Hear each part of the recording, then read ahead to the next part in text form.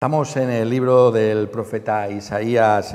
Isaías es el capítulo 12 y consideramos en esta ocasión los versículos 4 y 5. Isaías, capítulo 12, 4 y 5. Estamos considerando de una manera muy detallada esta parte del profeta Isaías, capítulos 11 y también capítulo 12, porque hay una enseñanza muy importante aquí para todos y cada uno de nosotros y que debe ser considerada de esta manera. Hay otras porciones de Isaías en las que se puede mirar más a vista de pájaro, lo veremos próximamente en lo que sigue a partir del capítulo 13, pero esta parte es importante que podamos verla de una manera muy detallada.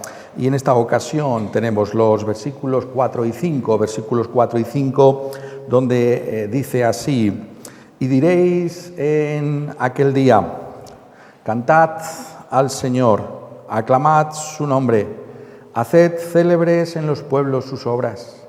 Recordad que su nombre es engrandecido. Cantad salmos al Señor, porque ha hecho cosas magníficas. Se ha sabido esto por toda la tierra.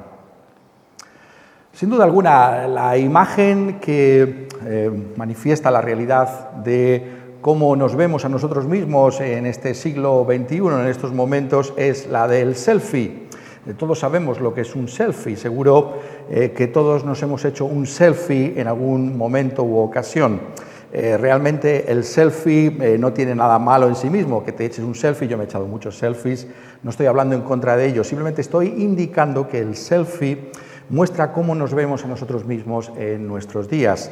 ¿Qué es realmente lo que estamos manifestando por medio de ese tipo de foto? Bueno, nosotros somos ese centro de referencia, ¿no es verdad? Puede ser un paisaje sublime o extraordinario, pero lo que importa no es tanto el paisaje como que yo estoy en ese paisaje, yo estoy en el mismo centro de esa imagen que estoy tomando, es decir, el marco de esa foto, el marco de referencia, soy yo mismo. Eso es lo que realmente determina ese tipo de foto, y sabemos incluso hasta dónde está dispuesta a llegar algunas personas con tal de hacerse un gran selfie. Constantemente escuchamos estas terribles noticias de personas que incluso pierden su vida por ese selfie tan maravilloso que ninguna otra persona ha sido capaz de tomar hasta ese momento.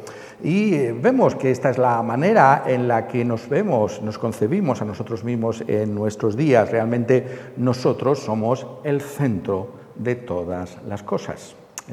¿Cómo se ve el hombre del siglo XXI? Él es el centro, el marco de referencia de todas las cosas.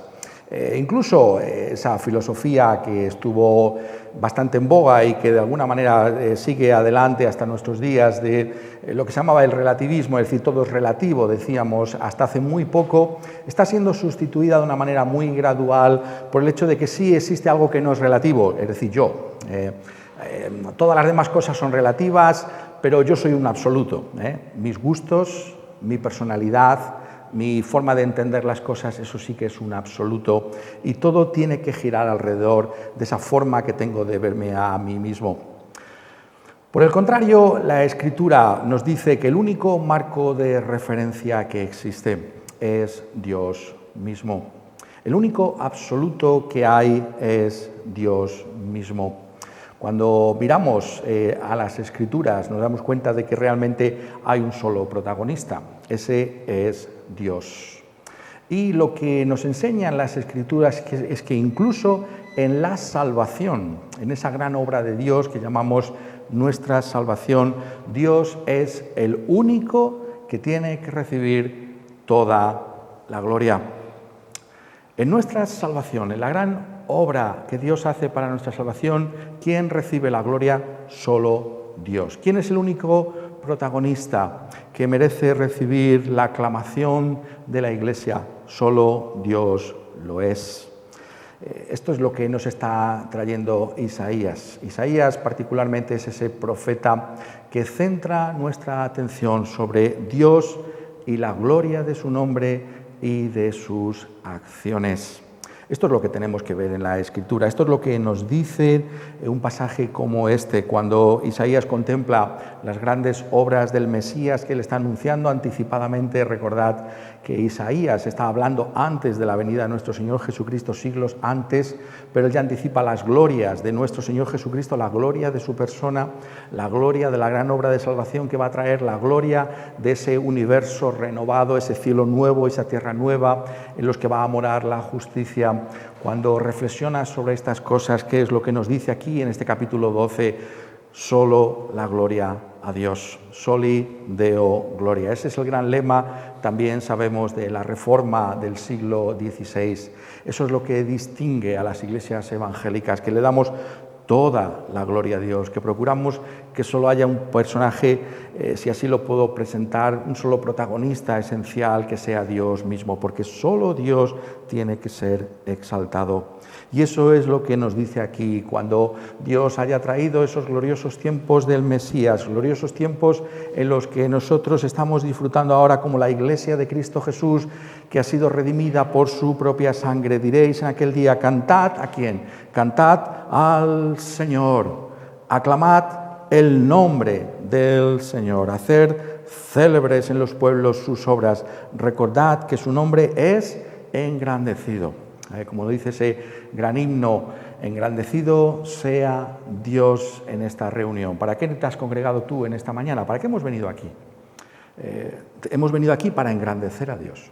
Si nos hicieran esa pregunta, todos y cada uno de nosotros tendría que salir de aquí diciendo: vine para darle gloria, alabanza, honor a Dios, para darme cuenta de cuán grande es Dios. Su nombre, recordad que su nombre es engrandecido. Y por eso dice: cantad salmos al Señor, porque ha hecho cosas magníficas. Se ha sabido esto por toda la tierra. Por tanto, la Iglesia es siempre contracultural. Ese es uno de los beneficios, ¿no?, que tiene estar en una iglesia, ¿no?, en la que se realiza esta predicación expositiva de la palabra de Dios. No hay otra forma de predicar la Escritura que mejor se adapte a nuestras necesidades como seres humanos, porque incluso si tuviéramos que escoger quizás textos que a nosotros nos parecen favoritos, iríamos a esos textos que están según nuestros propios gustos ahí, ¿no? Pero cuando hacemos esta predicación expositiva somos traídos delante de todo el consejo de Dios, todo lo que Dios quiere que sepamos. Y aquí vemos que realmente Dios nos centra en sí mismo. ¿De qué va la Biblia? ¿Te lo has preguntado alguna vez? La Biblia va de Dios, de la gloria de Dios, de la excelencia de Dios. Ser cristiano es quedarse admirado, asombrado por la gloria de Dios en la faz de nuestro Señor Jesucristo. Hay esa nota de asombro, de sorpresa en tu vida ante Dios. Para eso estamos aquí. El cristiano es aquel que dice: lo mejor que me ha pasado jamás es haber visto la gloria de Dios. Hay un antes y un después. He visto la gloria de Dios en Cristo Jesús. He conocido esa gracia, esa misericordia en Él, que me ha conducido no a centrarme solamente en mí mismo y mi salvación, sino a decir cuán grande es este Dios que ha hecho una salvación tan extraordinaria, tan gloriosa, a favor de un pecador como yo. ¿Hay algo de esto en tu corazón en esta mañana? Podemos ponerlo de otra manera, ¿no? ¿Cuál es la evidencia, ¿no?, de que realmente hemos conocido al Señor? ¿O cuál es la evidencia de que estamos creciendo en la gracia y en el conocimiento de Dios? Cuando realmente, progresivamente, nos damos cuenta de que todo esto trata de Él, de que la fe cristiana tiene que ver con Dios, y con darnos cuenta de esa grandeza, de esa gloria, de esa magnificencia del carácter de Dios. Que lo mejor que me puede pasar jamás es pasar toda una eternidad admirando ese carácter de Dios en Cristo Jesús. Eso es lo que nos dice aquí el profeta. Y lo que nos enseña en estos versículos 4 y 5 puede fácilmente ser entendido desde dos puntos de vista. En primer lugar, el primero de ellos sería: engrandecido sea Dios, engrandecido sea Dios. Estos versículos 4 y 5 nos dicen básicamente: engrandecido sea Dios. ¿Cómo es Dios engrandecido según estos versículos? Mirad lo que dicen: cantad a Jehová, aclamad su nombre, hacer célebres en los pueblos sus obras. Recordad que su nombre es engrandecido. Cantad salmos a Jehová porque ha hecho cosas magníficas. Aquí vemos cómo nos dice que la razón por la que Dios tiene que ser engrandecido es por su nombre, por sus acciones. Y vemos cómo lo repite una y otra vez para que ninguno pueda dejar de notarlo. Habla del nombre, habla de las obras, después vuelve a hablar otra vez del nombre y después habla de las acciones de Dios. Y por tanto nos está diciendo que si hemos de engrandecer a Dios, en primer lugar tenemos que conocer el nombre del Señor. ¿Por qué eso es tan importante? Realmente en nuestra cultura es difícil darnos cuenta de la importancia que el nombre tenía en aquella cultura de Isaías, en realidad en aquellas culturas de entonces de las Escrituras. Tiene que ver con el hecho de que el nombre mismo es el carácter de aquel que ostenta ese nombre. El nombre de Dios no es, por tanto, cualquier nombre, sino que en el nombre de Dios tenemos realmente un conocimiento de ese ser mismo de Dios. Esto es, por ejemplo, lo que se nos dice en el libro de Éxodo, en el capítulo 6, cuando Dios, de una manera significativa y quizás incluso enigmática, se presenta delante de Moisés, ¿no?, en este prólogo al Éxodo de Egipto, y le dice en el capítulo 6 y el versículo 2, yo soy Jehová. Y dice, y aparecí a Abraham, a Isaac y a Jacob como el Dios omnipotente, el Shaddai.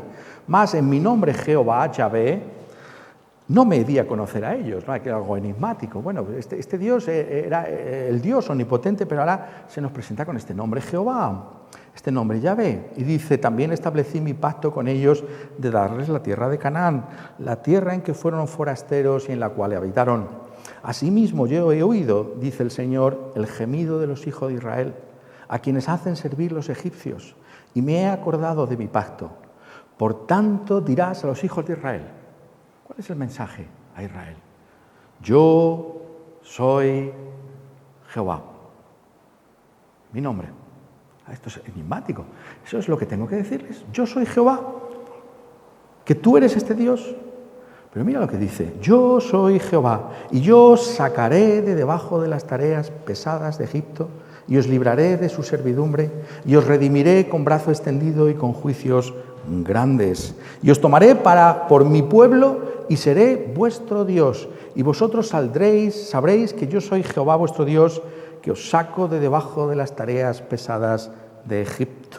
Y os meteré en la tierra por la cual alcé mi mano jurando que la daría a Abraham, a Isaac y a Jacob, y yo os la daré por heredad. Yo, Jehová. Interesante, ¿no? Cómo se plantea esta salida de Egipto. Y Dios pone el membrete, en el membrete de su mensaje, yo Jehová, y la firma, al final del mensaje, de esa carta, es yo Jehová. Y por tanto no está hablando de la certeza, de la liberación del pueblo de Egipto. ¿Por qué va a ser el pueblo libertado? ¿Por qué va a vencer al faraón? Porque Dios está con ellos. Dios va a llevar a cabo su obra por su propio nombre, para su propia gloria, porque esa es la realidad del nombre de Dios. Este es el Dios que permanece fiel a su propia palabra. Notoriamente difícil entender en pocas expresiones lo que significa Jehová, pero básicamente quiere decir el Dios que cumple con su palabra para con su pueblo, el Dios que al cumplir con esa palabra muestra lo que hay en su corazón, es un corazón soberano, que muestra misericordia a quien quiere hacerlo, que salva por amor, que muestra clemencia y compasión para todos aquellos que claman a su nombre, todos aquellos que han entrado en un pacto con Él. Este es Jehová, el único Dios que puede salvarnos. Y lo que nos dice también la realidad de este nombre es que este es un nombre revelado por Dios mismo. Es decir, es muy interesante aquí, ¿no? Como no vemos a Moisés, ¿no? Y Moisés está delante de Dios y no es Moisés, como algunos dicen, bueno, Moisés, este genio religioso, ¿no? Que pudo descubrir, ¿no?, cómo era Dios. Es todo lo contrario. La Escritura no nos habla de la agudeza mental de Moisés. Más bien nos dice que es Dios el que le revela a Moisés cómo es Él. Es Dios el que viene a nosotros y nos dice cómo es. Por eso la supremacía que tiene que tener constantemente la Escritura en nuestras vidas. Porque Dios no es como nosotros queremos que sea, sino Dios es tal y como se revela en su propia palabra. Eso es lo que significa el nombre de Dios. Esta es la gran diferencia que hay entre este Dios de la Escritura, el único Dios vivo y verdadero, y los ídolos falsos de las religiones que siempre de alguna manera reflejan una invención humana. Esos dioses, ¿no?, de Grecia y de Roma que tantas veces leemos o vemos incluso ahora en las películas, son dioses demasiado humanos. Están reflejando, ¿no?, nuestra forma de ser, nuestra idiosincrasia. Cuando vemos esos dioses decimos, ¿cuánto se parecen a nosotros? Claro, son dioses inventados, son ídolos. Esos dioses no existen porque son un mero reflejo de nosotros. Pero el Dios de la Biblia, Jehová, es como es. Y no hay otro Dios sino este Dios que se revela a sí mismo en su propia palabra. Y por tanto, si tú quieres conocer a Dios, tienes que conocer la Escritura. Tienes que ir a la palabra de Dios. Tienes que ir a su palabra y decir, Señor, pedir de su Espíritu Santo, Señor, enséñame cómo eres tú. Porque si tú no me enseñas, como hiciste con Moisés, quién eres tú, entonces yo no puedo saber cómo eres tú. Porque si he de confiar en ti, si he de, como dice Isaías, engrandecerte, tú tienes que mostrarme esa tu propia gloria. Si tú no lo haces, entonces para mí es totalmente imposible. Dependemos de la revelación que Dios hace de su propio nombre. Pero el privilegio que tenemos como iglesia es que Dios ha revelado ese nombre a su pueblo. Lo ha hecho de una manera final y definitiva, y con toda la gloria que significa en nuestro Señor Jesucristo. Es en el nombre del Señor Jesucristo que nosotros conocemos esa revelación final y salvadora de quién es Dios. Constantemente nuestro Señor Jesucristo hace esa referencia a su propio nombre. ¿Habéis pensado alguna vez por qué nuestras oraciones deben terminar y terminan en el nombre de Jesús? Porque es en la revelación que Dios ha hecho de sí mismo en Cristo Jesús que podemos tener comunión con Dios, que podemos conocer el perdón de nuestros pecados por la obra de Cristo en la cruz del Calvario, que podemos recibir el Espíritu Santo, que podemos vivir una vida de confianza. ¿Por qué? Porque en ese nombre de Jesús se ha revelado ese único camino de salvación que estaba ya aquí anunciado por medio de aquel éxodo de Egipto.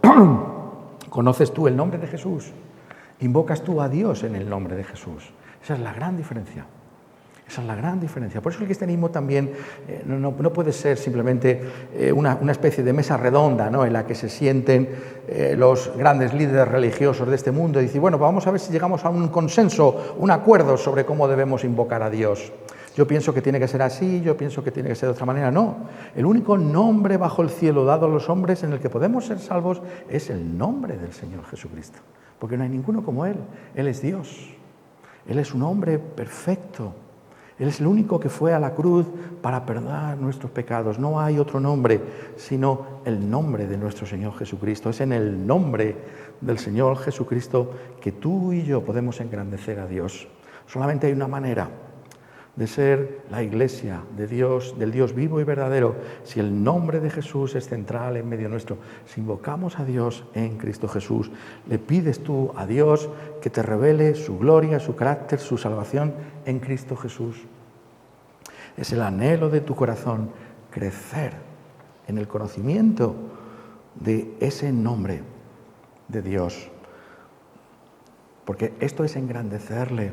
Esto es lo que va a conducirnos a darnos cuenta de que Dios y solo Dios tiene que recibir toda la gloria. Pero Isaías no solamente nos habla del nombre, ¿no es verdad? También en estos versículos dice algo más. Dice, cantad a Jehová, aclamad su nombre, es verdad. Pero también dice, haced célebres en los pueblos sus obras. Sus obras. Ha dicho, recordad que su nombre es engrandecido, cantad salmos a Jehová porque ha hecho cosas magníficas. No solamente engrandecemos a Dios porque su nombre es como ningún otro nombre, sino porque lo que Dios hace es lo que muestra quién es Él verdaderamente y cómo tiene que ser engrandecido. Hacer célebres en los pueblos sus obras, las obras de Dios, las acciones de Dios, cómo Dios se comporta, es la base para que nosotros le tengamos como aquel que tiene que ser exaltado sobre toda realidad. ¿Qué contexto es el que tiene Isaías? ¿Recordáis alguno de vosotros que lo hemos estado viendo en el capítulo 11? ¿No? El contexto inmediato es el del Éxodo. El Éxodo es esa gran obra de Dios en el Antiguo Testamento. Si os preguntan, ¿y el Antiguo Testamento realmente cómo muestra las obras de Dios? Tenéis que contestar, como hace Isaías o como hacen los salmistas, el Éxodo. Si sois lectores atentos del Antiguo Testamento, veréis como una y otra vez, cuando quieren celebrar las grandes obras de Dios, recurren al Éxodo. ¿Por qué? Porque el Éxodo es una obra extraordinaria de Dios. Porque no hay nada como el Éxodo en todo el Antiguo Testamento. Vemos grandes prodigios y milagros que realizaron Elías y Eliseo, otro gran periodo de revelación de Dios y de milagros de Dios. Pero ¿qué obra hay como la del Éxodo? Esta gente, esclavos en Egipto, incapaces de libertarse por sí mismos de ese yugo del faraón, este Dios que muestra su gloria levantando al faraón y humillando al faraón por la obstinación y dureza de su corazón, esas plagas que vienen de una manera creciente para arruinar a Egipto, esa obra de la Pascua cuando finalmente ese ángel pasa por allí y solamente aquellos que habían puesto la sangre rociada del Cordero Pascual sobre las puertas, sobre los dinteles, el umbral de sus viviendas fueron preservados. Algo que apuntaba a la realidad de la obra de Cristo en la cruz del Calvario, o esa salida de Egipto cuando se encontraron con ese mar rojo, pero por detrás venían los egipcios persiguiéndoles. ¿Qué salvación hay ahí? ¿Acaso hemos salido de Egipto para morir en este desierto? El mar delante, los egipcios detrás. ¿Qué podemos hacer? Y Dios abre el mar rojo. ¿Hay una obra como esa? ¿Hay un Dios como este que pueda hacer estos prodigios? ¿Cómo no va a ser celebrado? Y aquí el primer salmo de la Biblia, que no es el Salmo 1, sino Éxodo capítulo 15. El cántico de Miriam y de Moisés. ¿Qué es lo que dice ese cántico? Ese cántico celebra las grandes obras de Dios de salvación de los suyos. Cantaré yo al Señor porque se ha magnificado grandemente. Ha echado en el mar al caballo y al jinete. El Señor es mi fortaleza y mi cántico, y Él ha sido mi salvación. Este es mi Dios y yo le alabaré, Dios de mi Padre, y yo lo enalteceré. A Dios como este. El cristiano es aquel que se queda asombrado ante este Dios. Este es nuestro Dios. Este es el Dios y Padre de nuestro Señor Jesucristo. El Dios de Abraham, de Isaac y de Jacob. El Dios del Éxodo. Es el Dios de la obra más gloriosa que jamás Dios ha realizado, que es la obra de nuestra redención. La obra que también celebra aquí Isaías y que ha estado mencionando desde el capítulo 11 y en el versículo 9, aunque ya lo anticipó en el capítulo 9 también. La realidad de aquel que siendo un hombre perfecto iba a venir a este mundo como Dios, que es para por medio del Espíritu Santo ofrecerse en la cruz una vez y para siempre, para que todos nuestros pecados por la fe en Él fueran cancelados. Esa es la gran obra de Dios. No hay obra como esa, la obra de la redención, la obra de la salvación, una obra que fue diseñada en la eternidad, cuando fuimos amados por el Padre en la persona de Cristo Jesús, cuando el Padre le dio al Hijo a una iglesia en la eternidad. para que esa iglesia pudiera ser la morada del Espíritu Santo. Y ese plan que fue realizado en el tiempo y en el espacio por nuestro Señor Jesucristo, un plan que es celebrado ahora en los cielos, un plan que muestra la gloria de ese Dios que entregó a su Hijo en la cruz, pero que también lo resucitó de entre los muertos y lo ha ascendido hasta ese lugar del máximo honor en el universo. Aquel que reina allí, que intercede por su iglesia, aquel que volverá en esa gran obra de Dios que todavía queda por realizar. Queda una gran obra de Dios que consuma la redención, ¿lo sabéis? La segunda venida. Todavía queda una gran obra de Dios. Pero es la consumación de esa redención.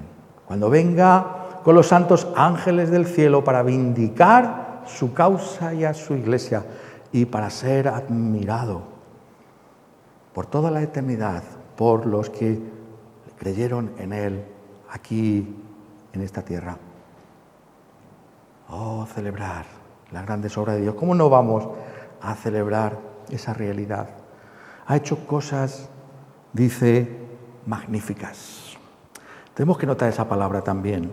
Estas obras de Dios son divinas. La palabra magnífica es una palabra muy interesante. Significa que lo que Dios hace, solo Dios lo puede hacer. Son maravillas. Cuando leáis en el Antiguo Testamento maravilla, significa esto solo lo hace Dios. Todo lo que Dios hace tiene un toque especial que muestra que Él es el Todopoderoso, pero también el único y sabio Dios. Para llevar a cabo la obra de la redención no solamente se necesita el gran poder, sino también la gran sabiduría de Dios mismo. En la persona de Cristo Jesús, en esa obra de salvación que Él lleva a cabo, podemos observar el poder de Dios, pero también la sabiduría de Dios. ¿Quién habría pensado, qué ángel, ni el más ilustre de todos ellos, habría pensado jamás en este plan de salvación? ¿Cómo que Dios mismo asumiera carne humana para ser nuestro Redentor? ¿Cómo que Dios mismo se humillara hasta el punto de morir en Cristo en una cruz? ¿Quién podría haber pensado en un plan como ese? ¿A quién se le habría ocurrido algo así? Solo Dios lo podía haber diseñado, planeado y ejecutado. Por eso dice, ha hecho cosas magníficas. ¡Qué Dios! Por eso dicen los salmistas, ¡qué Dios! ¡Ay, como nuestro Dios! ¿Qué Dios puede competir con un Dios como este? Este es el único Dios que hay. ¿Es este tu Dios? ¿Tendrás un ídolo en vez de un Dios como este? ¿Dónde pondrás tu confianza? Sino en este Dios que hace cosas magníficas. Dios engrandecido. Pero en segundo lugar, estos versículos 4 y 5 nos hablan del Dios celebrado. El Dios engrandecido, pero en segundo lugar, el Dios celebrado. Esto lo podemos notar de una manera muy sencilla, ¿no es verdad? Porque aquí no simplemente es una descripción, si lo podemos decir así, mecánica o clínica o científica de Dios y de lo que Dios hace. No, es algo que envuelve a todo el ser. Dice, cantad al Señor, aclamad a su nombre, cantad salmos. Dios es tan grande que nuestra respuesta a Él no puede ser sino una respuesta integral. Es decir, con nuestra mente, por supuesto, todo empieza con la mente. Todo empieza con la mente, nunca lo olvidéis. Porque es lo que nos distingue, es lo que nos trae la imagen de Dios, pero va más allá de la mente. Nuestros sentimientos, nuestra voluntad, tenemos que cantar. Por eso se canta. Por eso es la nota distintiva de las iglesias evangélicas. No solamente, como he dicho hace un momento, la predicación es positiva, sino también el canto. Porque en el canto estamos diciendo todo nuestro ser celebra la gloria de este Dios. Se conmueve tu ser por estas cosas. Tiene que ser. Puedes decir, no, pero no se conmueve. Claro, no pasa nada, pero tienes que buscar que se conmueva. Tienes que venir aquí con un sentido de expectativa, de decir, oh, quiero ser movido y conmovido por la palabra de Dios, por la comunión de los hermanos, por las canciones. Quiero ser tocado por el Espíritu Santo, por medio de esta palabra. Porque esto tiene que ser celebrado. ¿Cómo vienes? ¿Vienes porque tienes que venir, porque no te ha quedado más remedio? ¿O vienes diciendo, oh, qué inmenso privilegio de cantar a Dios que me ha sido dado? Yo que estaba perdido, yo que no quería saber nada de estas cosas, sin embargo fui despertado por la gracia de Dios para ver la gloria de Dios en Cristo, para ver que en Él tengo el perdón de los pecados. ¿Cómo no voy a cantar? ¿Cómo no voy a celebrar? ¿Cómo no voy a aclamar este nombre? Pero algo aquí que debemos notar también, y volvemos a lo decíamos antes del selfie. ¿Os habéis dado cuenta cómo están los verbos aquí puestos? En nuestra cultura tan individualista, crecientemente individualista, pasamos por alto eso. Y diréis, plural, y diréis en aquel día, cantad, no canta, cantad. ¿Qué está diciendo aquí? Haced célebres sus obras, cantad salmos. ¿Qué es lo que está diciendo? Está diciendo lo que una y otra vez encontramos en la Escritura. La celebración de Dios no es algo solamente individual, sino como congregación, como iglesia. La salvación es individual, pero se celebra con todo el pueblo de Dios. La iglesia es el plan de Dios para ser glorificado. Una y otra vez me gusta recordar esto. Si miráis en el Apocalipsis, la visión que allí se trae del cielo no es una visión individualista.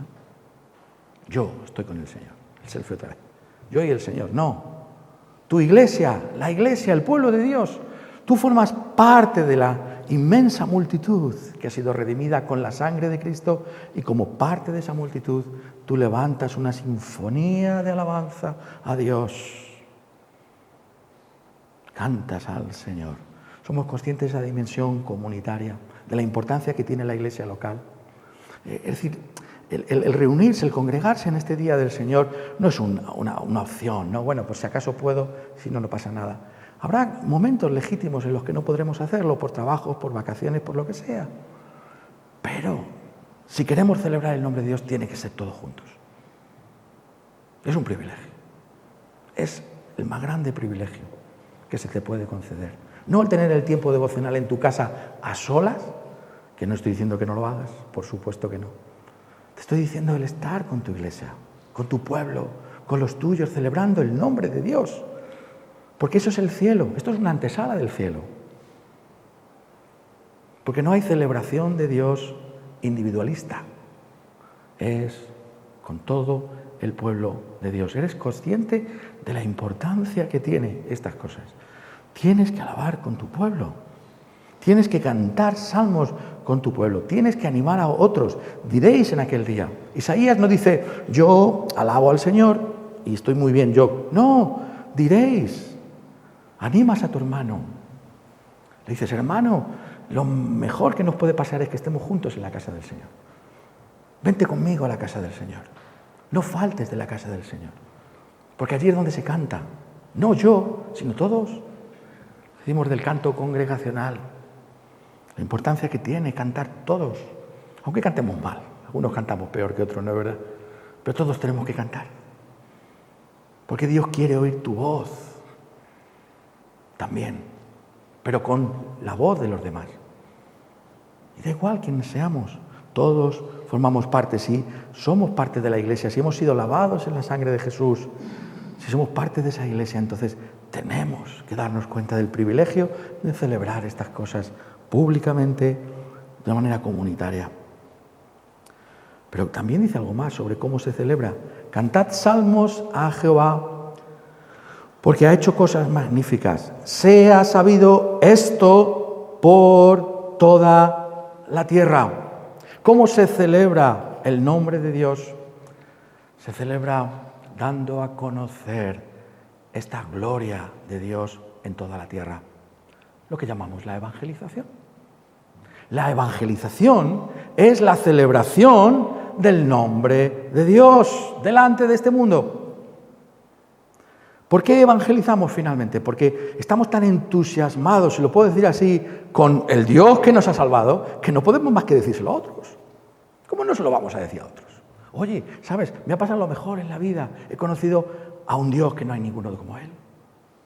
Yo estaba perdido, completamente perdido, sin Dios y sin esperanza en este mundo. Y sin embargo, ahora tengo sentido en mi vida. La gracia de Dios me ha transformado.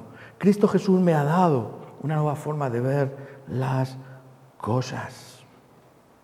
Eso es la evangelización. Pero si notáis, surge de este conocimiento del nombre y de las grandes obras de Dios en Cristo Jesús. Dar a conocer el nombre en toda la tierra. Si sois lectores cuidadosos de los Salmos, sabéis que ese es uno de los temas del libro de los Salmos. Salmo 97, por poner algunos ejemplos, Jehová reina. Regocíjese la tierra, alégrense las muchas costas. O, como dice también en el Salmo 66, aclamad a Dios con alegría toda la tierra, cantad la gloria de su nombre, poned gloria en sus alabanzas, decid a Dios cuán asombrosas son tus obras. Por la grandeza de tu poder se someterán a ti tus enemigos, toda la tierra te adorará y cantará a ti, cantarán a tu nombre. Es dar a conocer esta gloria de Dios entre todas las naciones, la celebración de Dios. Dios, Salmo 67, tenga misericordia de nosotros y nos bendiga, haga resplandecer su rostro sobre nosotros, para que sea conocido en la tierra tu camino, en todas las naciones tu salvación. Te alaben los pueblos, oh Dios, todos los pueblos te alaben. Pero ¿cómo lo van a alabar si nosotros no les damos a conocer esa gloria y esa magnificencia?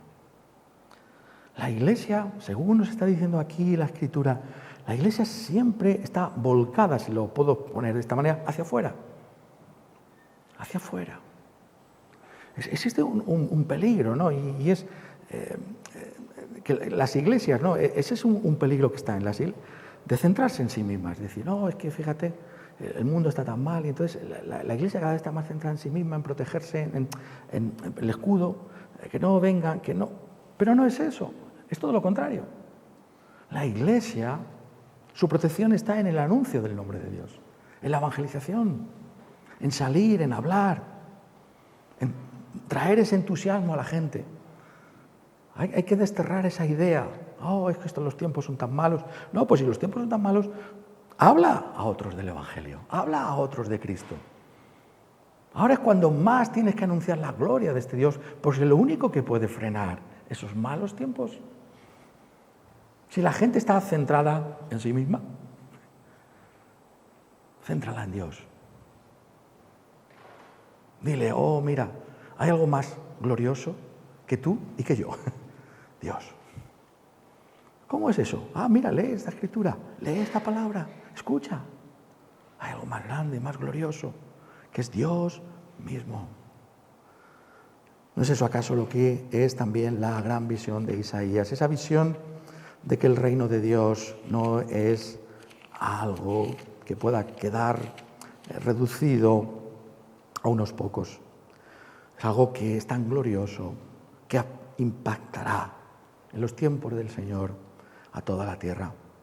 Dice, ¿no dice acaso en Isaías 9, lo ha dicho ya, Isaías 11, 9, no harán mal ni dañarán en todo mi santo monte, porque la tierra será llena del conocimiento del Señor como las aguas cubren el mar?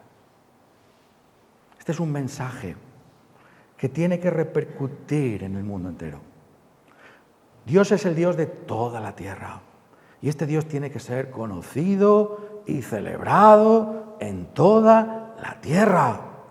Este es el Dios que anuncia que ese conocimiento salvador suyo es un conocimiento que tendrá que impactar a todas las naciones.